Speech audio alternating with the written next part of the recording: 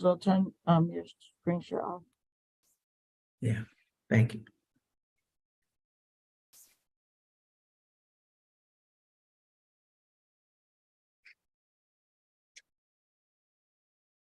Melanie Mary Pat is in Ghana.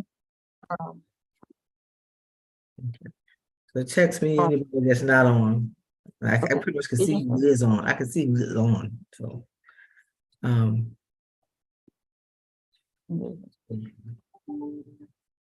Okay, y'all, we are live. good afternoon. Good afternoon. My name is Melanie Campbell. I'm the president and CEO of the National Coalition on Black Civic Participation and convener of the Black Women's Roundtable. It is a pleasure this morning to join our sisters and brothers who we partnered with to conduct a exit poll, election day exit poll for the Georgia Senate runoff. So we had a national poll that we released, but Georgia gave us one more opportunity to find out what made Black folks show up and show out at the polls in Georgia. What were the issues of concern as they walked to the ballot box? I want to thank Roland Martin Unfiltered, our media partner, and thank our state affiliates and partners from Georgia, Georgia Stand Up, Georgia Coalition for the People's Agenda, HBCU Green Fund, Georgia Black Women's Roundtable, Georgia Black Youth Vote, who conducted the poll on the ground in the midst of all that was going on in Georgia to help us find out. And we're going to release the results of that and then also have a conversation about what all that means and where do we go from here. Elections have come and gone, and Georgia has been the epicenter of saving democracy for at least these last two major election cycles. And so we hear from our leaders from an intergenerational panel to talk about what this poll means and how we leverage that and what's next. So we're going to turn it over to Dr. Avis Jones-DeWeaver, who is the founder and president of Insight Unlimited. She's an author, a researcher, and thank her so very much. We can call on her on a dime, and I'm gonna stop trying to use that dime so much, but I appreciate you for helping us to do the analysis of the data, and I'll call on and thank our state partners and national partners as well, who are also joining us, who could help participate in that as well with through the voter protection and legal group. So Dr. Avis Jones-DeWeaver, we'll turn it over to you to give us the results. Awesome. Well, thank you. And I just have to say, Mel, with all that you do for the Black community, you can ask for a mountain of dimes and they will always be given. Okay. Awesome. So if we can share the slides and bring those slides up, we can get going on these results.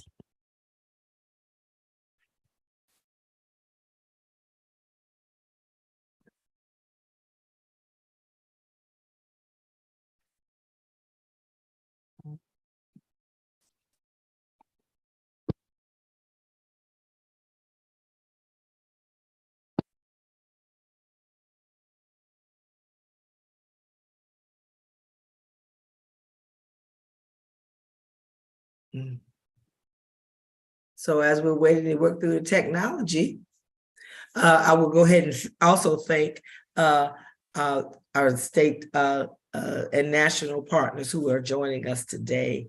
I see Deborah Scott, CEO from Georgia Stand Up, and I see Helen Butler from Executive Director for Georgia Coalition for the People's Agenda on this call, and now I can't see who else on here. And I don't think Felicia is on yet. And then we'll introduce those. I'm here. Oh, okay, good. So Felicia Davis, Executive Director of the HBCU Green Fund in Clayton County, Georgia, Black Women's Roundtable. I didn't catch, I'm so sorry. It's Deborah. Liv Duncan. Thank you. With Georgia Stand Up, Black Youth Vote, and then our brother from Y Block. Didn't I see? Abdul Dasinmu. Hey, Abdul, I'm sorry. Long night last night. So apologize for that. Thank you for being on. So we try to figure out this technology. Do we need to do something? We might need to change the presenter since the panel that's being shared is currently streaming a share, and it seems like the panelists may not be able to view it. Right. So if I can have sharing privileges, I can pull it up on my end.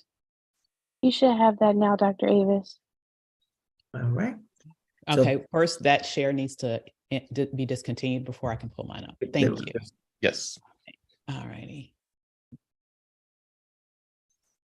Okay, We're good. all right. We're in business. Turn it over to you, Avis. Awesome. Well, thank you so much. I'm so excited to be here. And I just want to say congratulations to each and everybody on this call and many of you out here who are listening who did the hard work that resulted in, once again, saving this nation from disaster with regards to all of the work that you did with getting out a very robust vote in the runoff elections. This exit poll was done among Georgian voters to really get a sense of what was in their minds on that very crucial decision day. And so I'm excited to be able to share this analysis with you. Now, first of all, we see that in terms of the runoff, almost everyone, the overwhelming majority of folks, actually, I think it really what actually should have been the other way. I know this is wrong. I'm sorry. I don't want to apologize because now that I'm seeing this first time voting, it actually was not their first time voting. For the overwhelming majority of people, 96%, it was actually not their first time voting. Only 4% of the voters there indicated that it was their first time voting. So this was a turnout of people who had voted before, and I would say probably a number of them had voted just a few weeks ago in the midterm election. In terms of how they would rate their voting experience, we see here that over 3/4 said that they would rate it in a very positive manner. Literally 0 people said they had very negative or negative experiences. And if you saw our results from a couple of weeks ago and we shared the exit polls from the midterm election, though there were a very small number of people who said they had very negative or negative votes, there were some people who said that. So what's interesting to me is that that number has actually gone down and completely evaporated. And so in terms of this voter experience, in spite of all the obstacles that were put up, in spite of all the challenges that I know people must have faced in order to get out there a second time so closely after the general election, it seems like there was a bit of enthusiasm here because, as was mentioned, over 3/4 not only said it was a positive experience, they said it was a very positive experience. In terms of when they voted, the overwhelming majority voted actually on election day. Nearly 3/4 indicated they voted on election day, but a little over 1/4 actually did vote early. And so that still, I believe, was a very, very important strategy for making sure that people had their voices heard. And so I know there was a lot of effort put into making sure that people utilize their opportunity to vote early. And I think with the 27% early vote rate, that shows that that effort was not for naught. It was very effective. We did ask if you cast a regular ballot or a provisional ballot in this election. And once again, the overwhelming majority cast a regular ballot in this election, just under 90%. Only about 4% indicated that they voted a provisional ballot via provisional ballot. The rest indicated that they did not know or they didn't answer the question at all. So did you have to show your ID? Almost everyone did have to show their ID in order to vote. 99% indicated yes, they did. Only 1% said that they did not. In terms of indicating whether or not they experienced voter problems, almost the overwhelming majority, over 3/4, once again, 80% said that they experienced no problem at all. Among those who experience voter problems, I would say most would describe that as being asked to show their ID, which only about 10% indicated that that was the case. Now, there was a question that asked, why did you vote in this election? And this is a question that I know is a longstanding question in the exit polls that NCBCP participates in. And, you know, the overwhelming, I would say the majority, a slight majority said, because they see it as their responsibility. So this issue of a responsibility voter is very true when it comes to the Black community. I believe, you know, Black people understand all that we went through, blood, literally, sweat and tears that led to this right. And a slight majority of people see it specifically as their responsibility to act on that right. But 13% indicated that they were most motivated to vote because they wanted to vote for a particular candidate, and the desire to vote for a candidate over 3 times outweighed the desire to vote against a candidate, which I thought was a very interesting finding right there. And in terms of who they voted for, and in specifically their policy reasons why they voted for that candidate, when asked, you know, did you vote for what issues did you vote for that candidate for? Like, and most people said, I voted for the candidate who committed to addressing the following issues. The top issues for these voters were protecting voting rights, followed by protecting reproductive rights, followed by reducing structural racism. Those were really clustered right up there at the top, along with reducing inflation and issues of policing, criminal justice reform. Also important to these voters were protecting LGBTQ rights, as well as protecting the safety net. So these were the key issues that these voters were looking for a candidate who would address. And for the candidate that they believe would address these issues, that was the particular candidate that won their vote. Now, we also asked what were their top 3 issues that they believe were facing the Black community. And the respondents had an array of 14 different issues that they could choose from. And these were the issues that rose to the top. The top issue that voters indicated that they thought impacted the Black community was rise in hate crimes, rise in racism, and rise in hate crimes. 37% of those who responded mentioned that that was most likely to be their first choice. In terms of the answer that was most likely to be the second choice, that was affordable healthcare. So even though we've made progress with regards to access to healthcare in this country, there's still a desire to have more affordable healthcare, and that was something that really resonated with this community. In terms of the third most likely answer that people gave with regards to top issues facing the Black community, protecting reproductive rights. With all the attacks that's happened in terms of turning over Roe, people saw that as a driver for getting out to vote. So these were the top 3 issues that these respondents said that they believed impacted the Black community. Now, similarly, they were asked, what are the top 3 issues that threaten you or your family? So a slight nuance here, not just asking what they thought impacted the Black community writ large. They wanted to really get personal with this question, right? What are the top 3 issues that are threatening you and your family? Now, we see some different things on this chart. Here, over a third said that inflation and the cost of living is the top issue threatening their family or threatening themselves. In terms of those issues that were rated at the top, next was rise in hate crimes and racism. Over a quarter said that, and nearly a quarter said the cost of housing. For those who ranked their second most threatening issue for themselves or their family, once again, inflation, cost of living was the second most cited challenge that they said they were facing, with well over a quarter of respondents indicating that. Some 24% said the high cost of housing was the second most important issue, and 12% said racism and rise in hate crimes. In terms of that third most important issue impacting their families, here is where you saw racism take the lead as the third most likely cited reason, followed by the high cost of housing, and followed by inflation and cost of living. So these were the key issues that were most important to those voters in terms of issues that they felt impacted them personally. Just in terms of sharing some information on the demographics of these voters, it's a little hard to read here, but I would say that overwhelmingly, the majority of the voters that were there, I think was around 26%, were in the 25 to 34 age grouping. So pretty young adults here. The youth, though, had a good representation too. It was roughly around 7.1% of those who were there.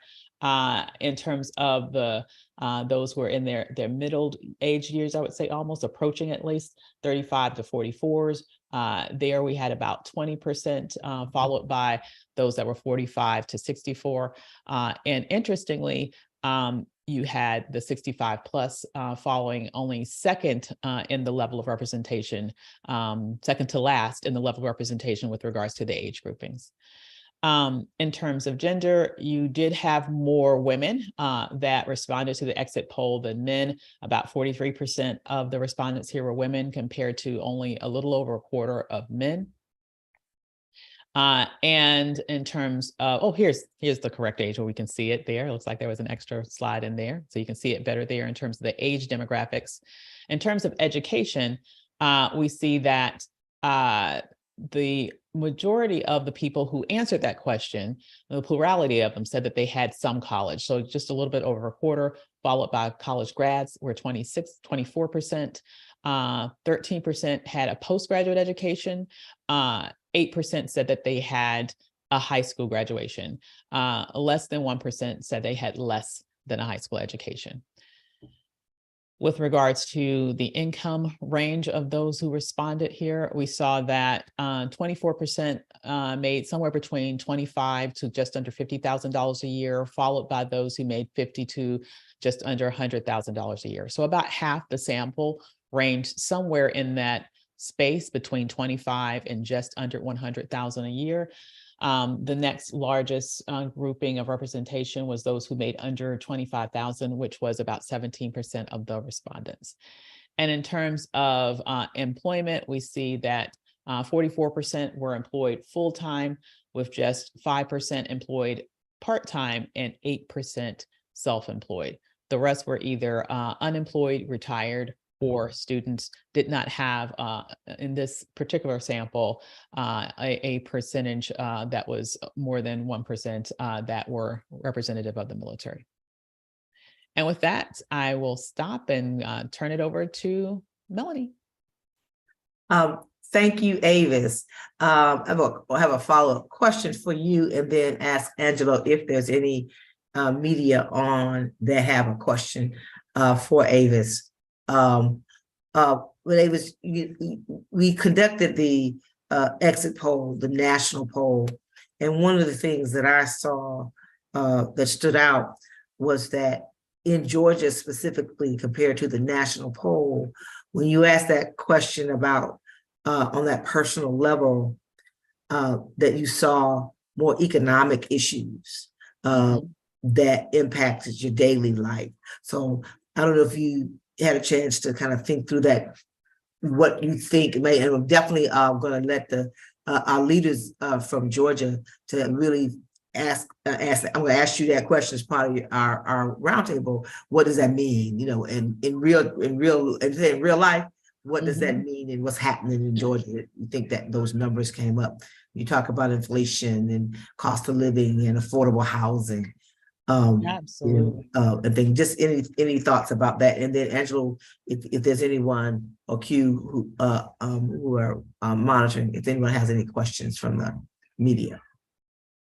Yeah, that was a very interesting finding. It did seem like the specific Georgian respondents were feeling a little bit more economically fragile than the respondents overall when we did the broader exit poll analysis. And so that's telling me something about what's going on in the Georgian economy, and it's telling me something about what's going on with housing prices in Georgia, maybe compared to other parts of the nation.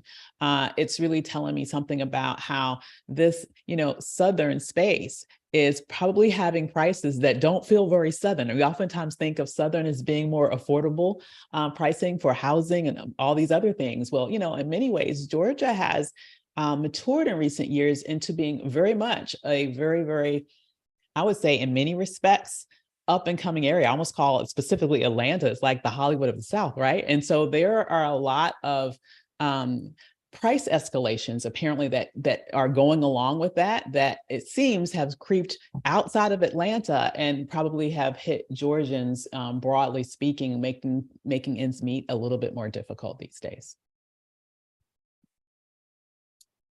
Thank you, Avis, for that. And we're going to continue that conversation in our roundtable. Do we have any questions from the media? I know we have some on. Can't hear you. It looks like no one has raised their hand for a Questions? question. Okay, so what we'll do is if you want to get the hard copy of the results, the digital copy, you can go to unitycampaign.org and Q, if you could put that in the chat, that would be great. And we thank you for joining us and getting this insight. So I'm going to continue the conversation. Dr. Avis, if you want to stay on and join the conversation, I know we thank you for taking the lead on analyzing this data for, as you always do, help us create the instrument over the years. And we appreciate your leadership and expertise. So hang on if you want to join. So I'm going to jump right into it. I just asked Avis that question. And so I'm going to ask our panel from Georgia, specifically, to give us your feedback on what you just heard and give us some practical, what does it mean? And whoever from Georgia would like to start and give us your feedback about what you think about the poll and what you're seeing and know what people are living through when it comes to issues that what made them show up. One more time in Georgia. And as she said, 96% of the folks who responded voted in the general, and it came back the second time for the 2022 election. So who would like to start? So Melanie, this is Felicia, and of course, we're primarily in Clayton County, which is very much a working class, low to moderate income county, with a lot of the exodus out of Atlanta has come into Clayton for affordability. And now prices, whether it's homes or rental properties, are many places they've gone up 10 and 20%. In the Atlanta metro area, we're talking double, triple, quadruple. And so it's putting extreme pressure on families from the housing perspective.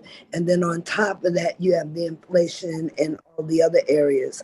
For people that are well situated, it's like my home, my personal home value, and they tell me is triple. Nothing more has changed, but so there's that. In terms of on the ground, what we saw, I think a lot of people were surprised at the outcome from the general. And that created a kind of momentum to go back out. I don't think people expected the outcome in Georgia. Is strange because the winner doesn't take all in the general. We have that 50+1. And so the person that ultimately won also, if it were any other state, would have won in the general. So people seem to have been surprised by the outcome and the need to go again. And I think Deborah, Helen, the rest of us, that let's do it again feeling held over from 2020. So because it was the same candidate that won, and having gone through this once before, that created on the ground a kind of momentum that the Black community in particular was determined to do it again. Thank you. Who's next? Thanks, Felicia. Okay, I'll call on you. Don't want to go. Well, I think Felicia gave a good analysis. I want to say for the young people, they were extra motivated to get out, and I'm sure Liv will tell us all about that. But the one thing that I saw in the first slide about overall, about racism, and of course, about protecting voting rights. So that the candidate would address those issues is what motivated them to be engaged. I think a lot of the changes with SB 202, people understood why it was important to do what they had to do, why they had to show up, but it was all impacted, and they thought it was perhaps a racist thing that was put in place just to put certain demographics from voting. But in terms of the financial issues, if you look at the rural areas, hospitals are closed throughout the state. So therefore, your health care would be an issue that would be important to them. And Felicia has enunciated the other parts about poverty and housing and not having enough. I know we give a lot of rental assistance to people still. Our governor returned $400 million in rental assistance. So a lot of people are still in need of those safety nets because they are still impacted by health issues, COVID, and the new strains of the flu. So it's putting burdens on their family budgets. So that's why I think we see the differences than in the general election to now, because it has become more pronounced. And I'll turn it over to Deb so she can take it home. So I think everything that everyone said is so right, but we have to also remember that Atlanta is one of the most unequal cities in the United States of all big cities, and the impact of the 60% of the population that lives in the metro area is felt throughout the state. So if you can't afford to live in Atlanta, to Felicia's point, people are moving outside the inner core. So those poverty issues and lack of infrastructure around the state, lack of hospitals, lack of healthcare, lack of even economic opportunities is felt throughout the entire region. So what we do see, it to the point of people being educated, it took organizing on the ground and organizations on the ground to build this infrastructure over years to get the people out. So it wasn't just magically that they saw that there was this need and they came and rushed to, save America. They were trying to save themselves. And so as the organizations on the ground, we are the midwives to that, right? So we're trying to get our folks educated in a way that they know why they have to turn out. People couldn't understand why the race was what it was, but we understood as activists on the ground that you have to educate your folks and you have to dispel the miseducation that's online and that's in the media, that we understand that there's a reverse migration going on in the South and people want to move back to the South because of the weather and some of the economy if you have education, to the point of those who are more educated in the South do much better. So we know that the demographic shift is happening with Black and brown people, but we also know that this is not a magic formula. This happened because organizations on the ground, many on this phone, on this Zoom, have been building the base for 10, 15 years so that when we're calling, they trust us. When we're knocking on the door, they know the people's agenda. They know Clayton County. They know to turn out. But that's what is needed, is those ambassadors to say, we're going to center the voter and not the candidate. Thank you. Thank you. Liv, what do you think? Good morning, everyone. I agree with absolutely everything that everyone has said so far. With the focus, with my position, I was able to focus on Black youth across Georgia. We knew that we weren't going to be everywhere on November 8th and December 6th to be there to encourage each person to go vote. So what we did to work around that was we did a lot of activations across Georgia, specifically the Black Youth Renaissance Tour, which was a coalition of grassroots organizations like Georgia Stand Up and Black Voters Matter, NCBCP. And we gave the students the tools. We gave young voters the tools and the education, the literature, the voter protection, Lyft rides, put them in connection with local organizations that they can call on if we're too far away, so that when it does come time to vote, they can. And we saw that in the rural areas in Georgia and even in Metro Atlanta, that the students in the demographics of 18 to 35 did go out to vote. And it was all about putting the power back in the voices of the youth. A lot of them were discouraged. Surprisingly, a lot of the HBCU students were not aware of a lot of the terms, the positions, politics as a whole, and it was very overwhelming and scary. So we broke it down to terms that they understood. We reached out to them in ways that they were receptive to. We brought music that they liked. We brought food they liked. We brought clothing that they liked. We brought artists that they liked. We brought the organizations that they trust on campus to come and work with us to turn them out to vote. And we saw that from this poll. We saw that from both elections. So Thank you. Thank you. Yeah, Black youth really helped save the day. And you drove the vote, not just in December, but in the general election in 2020 and 2018. Eventually, the media really will fully catch up to it, but they just really don't get it yet. So y'all just keep leading. Abdul, I know you had lawyers and law students that were on the ground. What when you hear the results of that, and then what your folks report? I know you work with Helen in election protection and all of us, and so tell us what's your feedback to what you heard. Absolutely. Well, first of all, thank you so much for having me, and thank you all for the tremendous work that you've done over the years, over the decades, to make sure that our communities are able to exercise their voice. We were honored to be part of this movement. Over the course of the last 2 months, we have mobilized some 100 Black lawyers and law students to travel to key battleground states, over 50 of them to Georgia, to make sure that we were not only working to protect the vote, but that we were also working to educate our communities about what is at stake alongside so many of you. In every election, I often say that we encounter two challenges. We encounter voter suppression and we encounter voter depression. And part of what we have to do as organizations, particularly those of us who are committed to the vote as a tool for racial justice, is make sure that we're working on each of those issues. And so what we did was we partnered with Felicia Davis, we partnered with Helen Butler, we partnered with Melanie Campbell, so many of you, to make sure that we were going into Black churches and educating Black voters, going into Black communities, educating Black voters about how to protect their right to vote.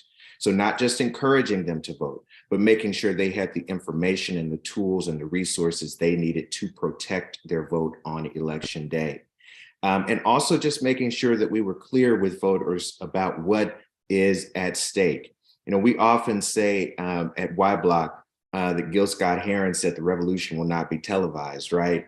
But we argue that it's going to have to be legislated, and it's going to have to be signed into law somewhere. And so part of our message was making sure that Black voters, and particularly young Black voters, understood that that's power that you really don't want to leave on the table. That any revolution we want to see is going to have to go through the ballot, and we have a voice in that process. And one of the things that I'll just say is that, you know, it takes a lot for Black lawyers and law students to get on planes and get on buses and come in to a state, taking time out of their busy weeks and busy weekends to do this work. And I think part of what you saw with our movement is that Black lawyers and law students across the country understand that Georgia is a battleground for Black political power. That if we get it right in Georgia, we have an opportunity to get it right across the country. And so they understood the stakes. And we're just grateful to them. We're grateful to our partners on the ground who helped us make that happen. And we're going to continue to drive this movement forward. One of the things that I think this election taught us, and Deborah Scott and Felicia Davis and so many have hit on this point, is that we can't just do this work at election time. We have to make sure that we're in communities year round, talking to voters year round about how to protect their rights. And I think one of the things that we need to be prepared for in Georgia, we're already hearing some rumblings about what the legislature might do. One of the things we need to be prepared for is that there is always a reaction. There is always a reaction to the expression of Black political power. And we need to make sure that as a coalition, we are prepared for that reaction and that we are in our communities continuing to drive the message home about what is at stake and how voters can make sure they're protecting their right to vote. Thank you, Abdul. I'm going to pull in Christina Q and Daryl Coles, who are our dynamic duo out of the national office who went down to Georgia. Q, let's start with you. You work very closely with the leaders on this call and all of us, and as a campaign manager, give me your feedback about having been in Georgia, working closely, and not trying to not being in the way, but being a part of the way, if you will. How you felt, and you talked to a lot of young people yourself, Daryl, and you all was give us your feedback on what you learned and from being on the ground in Georgia. Thank you, Melanie. Good morning, everybody. And thank you to all of our fearless leaders on the call that are doing the incredible work. It was just a tremendous honor to just be alongside you all and supporting the work that you're doing on the ground in Georgia. And it was just really amazing to see all the work that you're doing. The party at the polls, I think that is a great example of a model that we need to do like in other states, and even more out, targeting our polling locations that are high traffic polling locations where we do that and get the investment that we need. I think that was just a great allocation of the resources that you all are given. I think, the watch parties that you were doing for election night, Clayton County, where we visited the barbershops, it was just so exciting to see all the work that your organizations are doing on the ground. And I agree with everything that everyone else said on the call.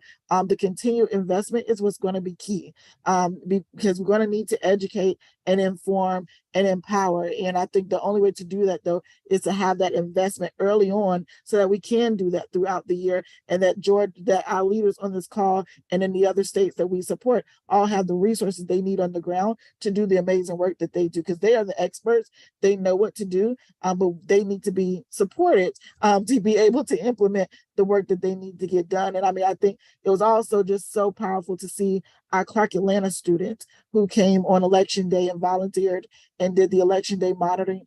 They were so excited to be a part of it. And they are begging to do anything else with us again whenever we are in town. So it's just exciting to see the next generation of leaders in college that they have questions, they want to learn, and they are eager to be a part of, the movement, and they want to see change, and they want to be the change that they seek. So it was just so great to be there. I'm sorry, Melanie, would you mind repeating the question? Excuse me. Hi, Daryl. How you doing? Give me hey. Yes. Hey, and so, Daryl, I know you were on the ground with us for the runoff, and you engaged on the ground. Just what you felt, what you heard, and what you learned in the process of being on the ground, especially as our Black Youth Vote.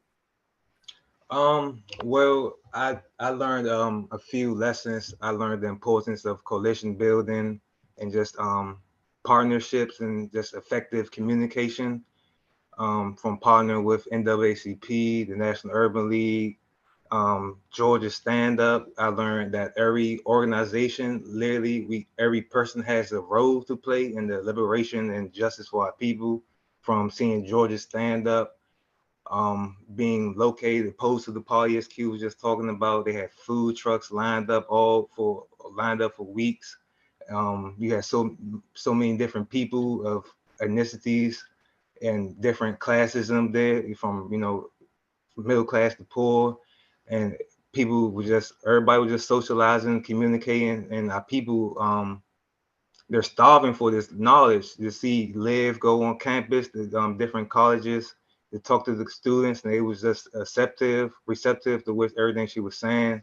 It's everything's important. So, and as you were saying, Melody and Abdul, Georgia is clearly ground zero. It has so much political power, chocolate city as they used to call it. So everything just formed.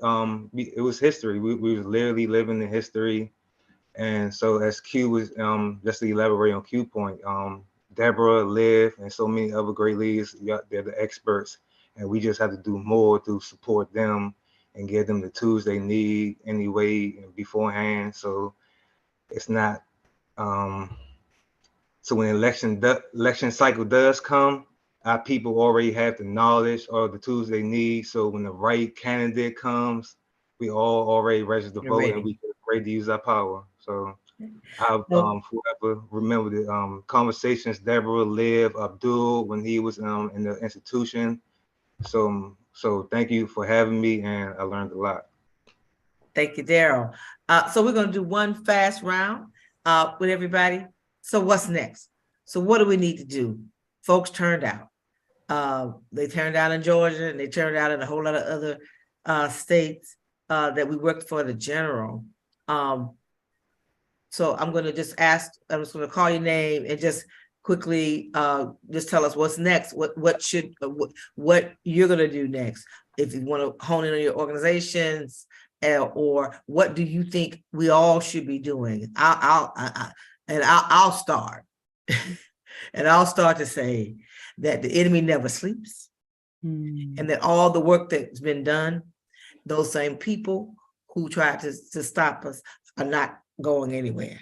And so we have to also continue on a federal level to push for federal voting rights reform. We may not get it in one cycle, we might not get it in 2 cycles, but it did not, with all of the excitement of what happened in Georgia and all of the work that all of you all did and others, and we did and helped do that, you still have the reality that come January, you're gonna be looking up and you're gonna have state legislatures looking at how Black people turned out, just like they did in these last elections. Over the last, honestly, especially over the last now 12 years, they look at us, they look at how we vote, they study how we vote, and they go into these state legislatures and they develop laws to try to push us back one more time and push us back, which is I'm glad why Abdul and the lawyers and the law students, and having law students especially who believe in social justice work and not just corporate law, right? Who are willing to get on the ground. The movements have always had to have those connecting points to it for us to win in the streets, win in the legislature, win in the executive branch, win in the courts. All of that is part of the ecosystem. So for the national coalition and the work that we're going to continue to do going into 2023, still even now, as we drinking eggnog, and I'm drinking my own, right? Eggnog, we still have to say, hey, y'all got a few more days in the congressional calendar. Congressional Black Caucus is doing what they can to try, may not win, but if you don't put your issues on the table, no matter who's in office, because things can shift. What happened in Georgia in 2020 was a game changer. What just happened in Georgia is another game changer. What happened in Michigan, game changer. They flipped the legislature. It can happen. But like Deborah and Helen and all y'all know, we all know, it takes constant 365 civic engagement, 365 power building, organizing, training, getting some rest in there, right? As a part of what we have to do with the work. So I'm gonna call on you all. I'll start, Helen, because I'm looking at you at the bottom, just go through what's next. And then y'all will promise we'll get you off of this phone, off the Zoom by 11. Well, what's next for us is a special election on next Tuesday that we still have to go in Augusta, Georgia, which is one of the critical areas of the state that we target. But the critical part is the legislature. I think Abdul mentioned it. There are things that are already planned. So we have to have our own strategies for how we combat it, or how do we be proactive in some of the things that we want to happen in Georgia, whether it's not just for, elections, but it has to do with other issues that are coming up, education funding that is happening for our schools, whether it's healthcare, what's going to happen along those lines, other issues that are important to our communities are what we're going to have to focus on.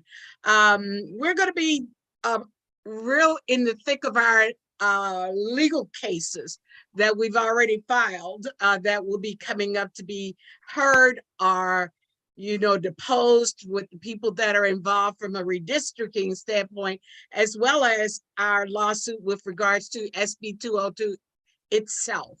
But again, you said it, Melanie, we've got to continue to register people 365. We got to organize, but more importantly, we've got to keep educating people about why it's important to be engaged, what those positions do. We did the candidates cards that we couldn't keep in our hand because it had the pictures, but on the backside of that picture, it had what those issues, those positions would impact. And everybody thought those were so great, and they're asking for us to come back again with those. We're going to mobilize. We provided over 700 rides to the polls. So we got to make sure we do that. We knocked on the doors. We don't usually knock on the doors because we're doing election protection and recruiting poll workers and working with our election officials to get them on our side, to help them push some of the changes that we want to see from an election standpoint. But we've got to really get people engaged and continuously engaged and educated as to why these issues are critical and why public policy impacts the issues that affect their everyday lives, whether it's housing.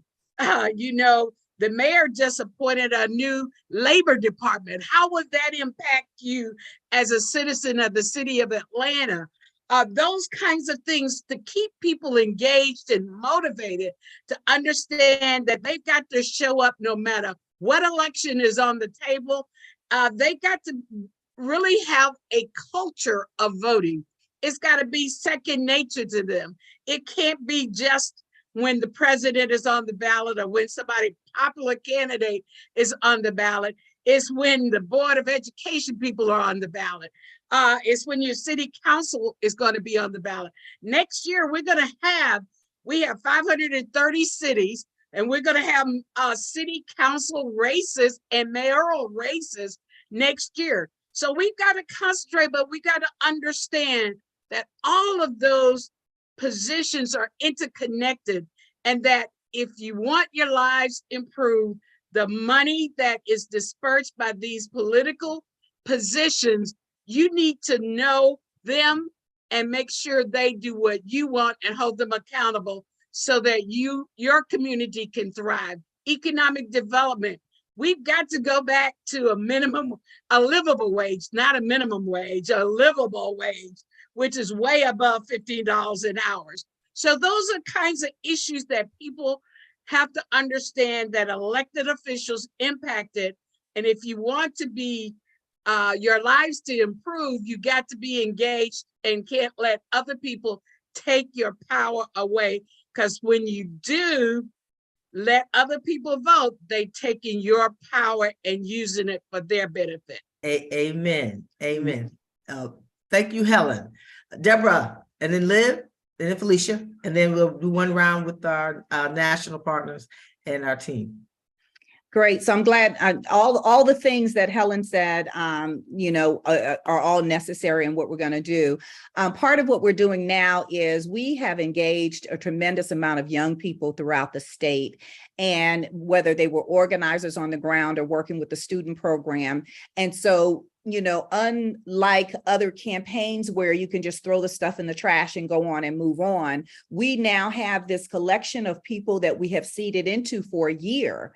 And so we can't let them go. So we're figuring out what to do and how to cultivate the leadership of these young folks and put checks in their hands. So we're trying to merge them into some of the other programming we do at Georgia Stand Up because it's necessary for them to stay engaged. We don't want to stop these campaigns, fold everything up, and then have to restart next year. We have to keep it going, which means we have to think about we pay our people. How do we, keep payrolls going even in the off season? Because we can't keep doing these miracles to the sense of all these nonprofits on the ground without an investment into these organizations. So we're going to keep trying to get the word out about what's necessary to build infrastructure in these states. People want to come and find out what the secret sauce, but the secret sauce really is about power. It's about understanding that the power really rests with the voter, but we need resources to be able to get to those voters, to dismantle some of the misinformation, to get them at the Capitol so that they can fight for voter ID, so that they can fight for Medicaid expansion. So we have to take our electorate,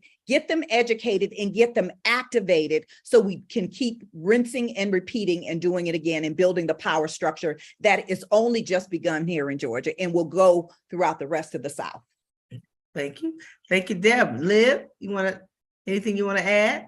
Oh, Ms. Scott just said literally everything. But I 100% agree with everything she said, and being able to work directly in the work and then see the outcome. Not even just that, but some of the greatest takeaways from this election season alone were being able to have the conversations with young voters and see that they are eager to want to get to know and get in contact with organizations like the ones on this call. It just goes to show that now it is our duty. We've asked them to go vote. We've pushed them. It's time for us to support them, their communities, their schools. Some things were exposed this year that some people didn't know. HBCU students cannot vote. Cannot vote without a valid ID. And a lot of HBCU students are not from Georgia, that live in Georgia for school. So taking on issues like that in the upcoming year and bringing that to light and mobilizing students,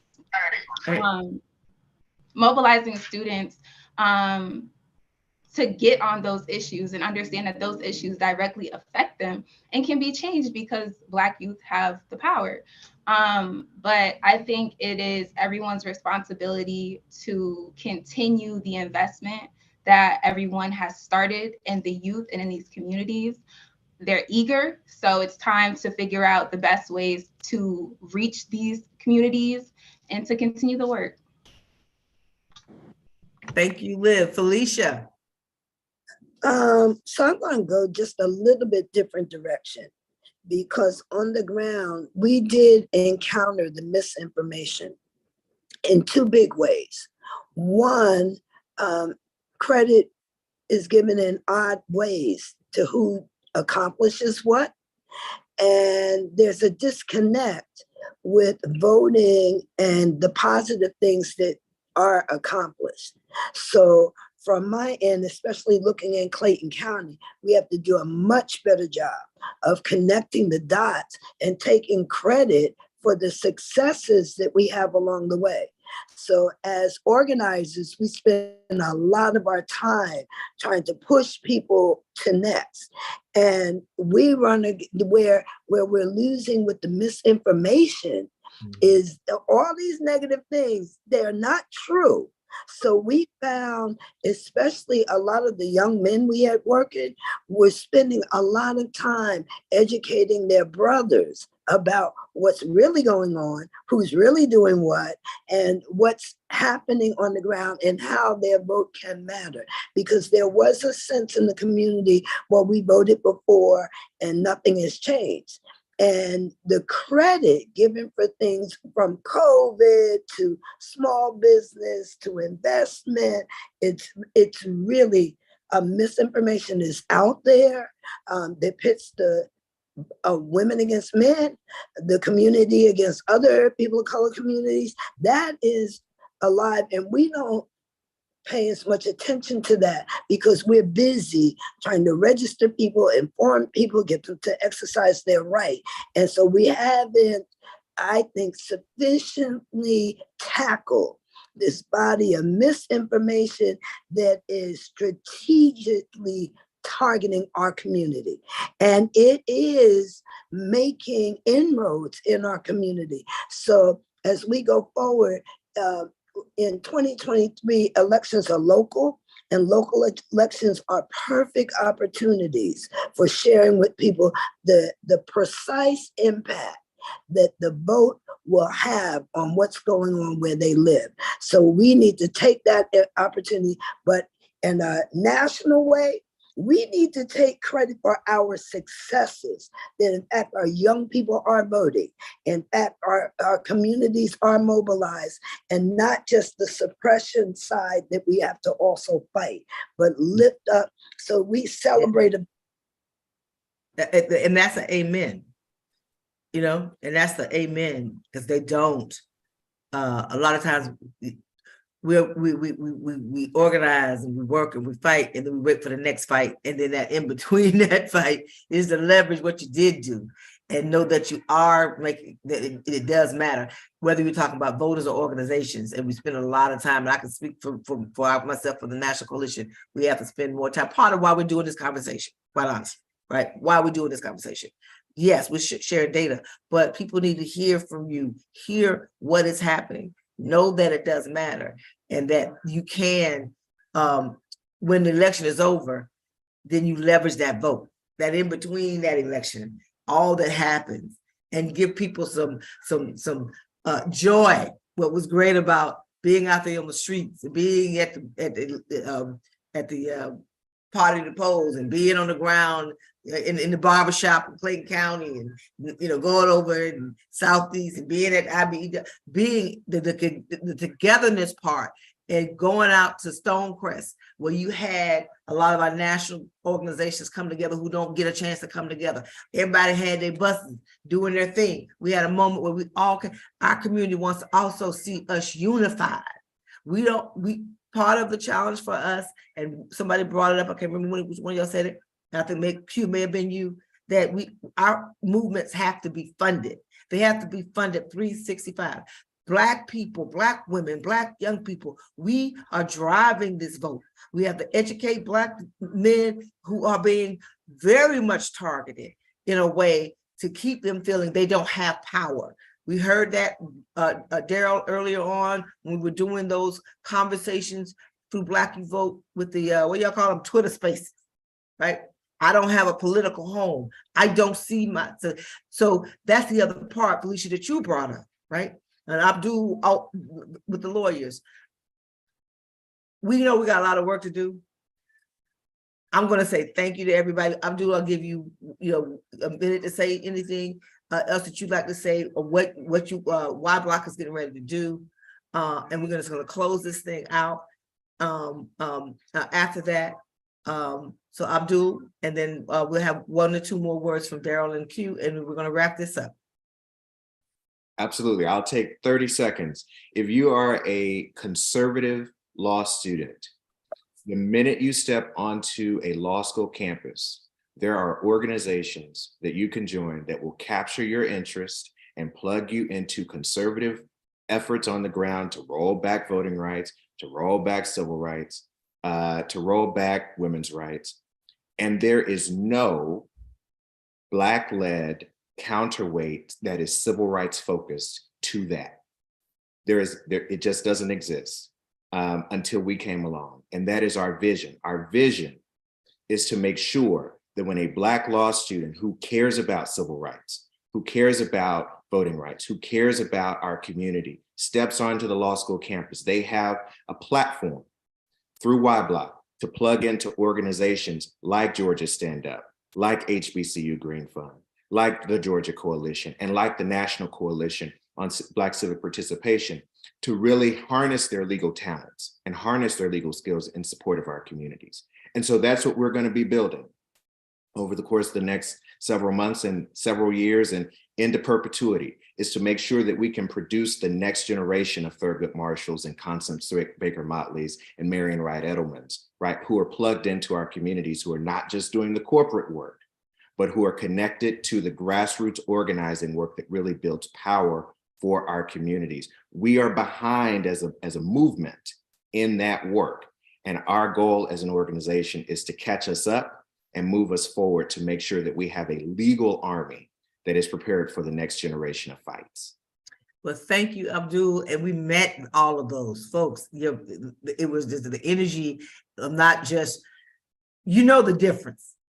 You know, you really know the difference. And so for us at the National Coalition, we were going to continue, as we always in the Black Women's Roundtable, and continue to fight to make sure that, one, that we find ways to constantly tell the stories, to lift up leadership that's doing the work every day. That's part of what coalition means, right?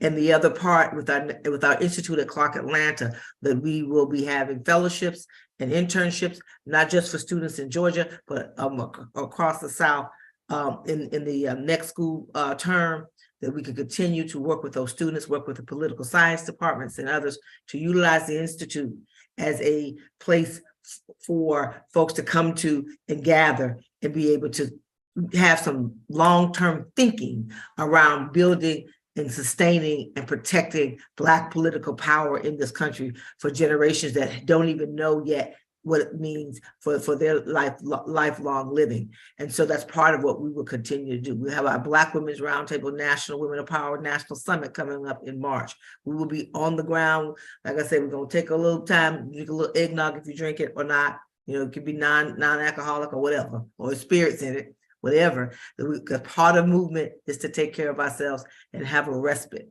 for these next few weeks, and then back on the ground in January. So Q and Daryl, I'm going to say to you all, we're going to close this out, and we will be having a convening in Georgia very, very soon. I want to thank Q, Daryl, Avis, Abdul, Liv, Deborah, Felicia, Helen, our back end team, Angelo and Antoinette, Roland Martin, Unfiltered, for bringing us this opportunity once again. And hey, we say, let's do it again. We got power to the polls. We got, what was your theme, Deborah? When we vote, we vote, we win. Any other, right? All of that. Ballot. All of that. Power of the Power of ballot. the ballot. Black ballots, Black futures.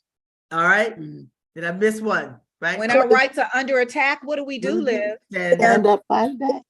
Stand up, fight back. So we're going to continue to stand up, fight back. And I'm Melanie Campbell. We thank you for being here with us all year long. We're going to take a little break, but we will be right back in January 2023. Have a happy holiday. Merry Christmas. Happy Kwanzaa. Happy New Year. Happy, if I miss anything. Happy Hanukkah. Reiner is Right. home. Happy Kwanzaa. Happy Kwanzaa. Happy Kwanzaa. And love everybody. And we'll see you in the new year. Be safe. And God bless. Bye. God bless everybody.